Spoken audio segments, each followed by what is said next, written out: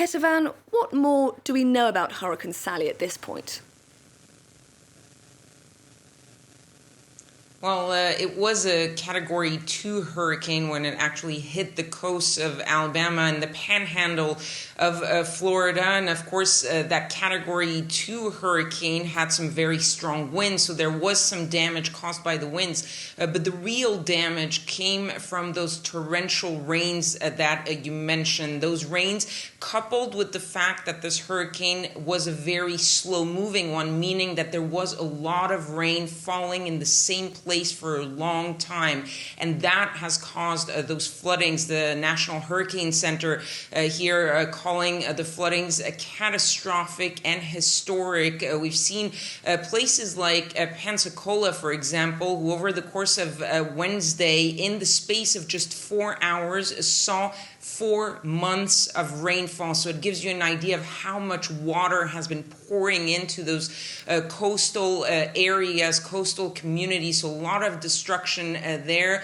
About 500,000 people and homes without electricity right now. But there is a little bit of good news. The good news is that this hurricane has been downgraded. It's now seen as a tropical storm. That means that the winds have now died down. But the problem is those torrential rains are continuing in the path of Sally. Sally now heading up northeast, so inland in Alabama, then following through to Georgia and heading to the Carolinas. And they are still expecting those torrential rains to reach the Carolinas, South Carolina, and even possibly North Carolina. So Sally is being seen as a very destructive storm, even though it's not as bad when you take in the wind to consideration, but this rainfall and the floodings are really hitting the south of the United States.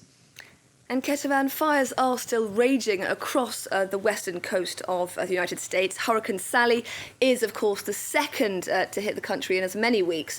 Extreme weather events are clearly on the rise, but the White House does still seem very reluctant to make the link between these extreme weather events and global warming.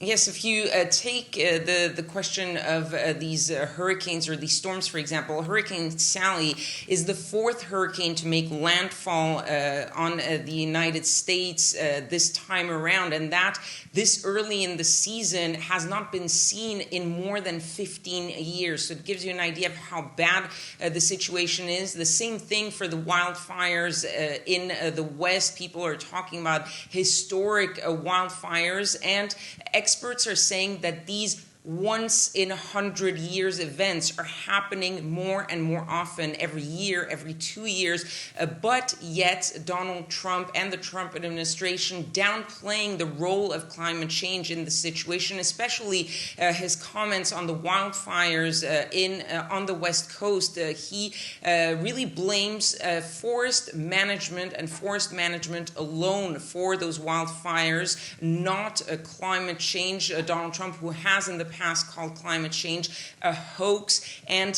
there was this exchange while he was in California with one expert in California who's saying that this was really a proof of climate change. Donald Trump saying that it would be getting cooler soon.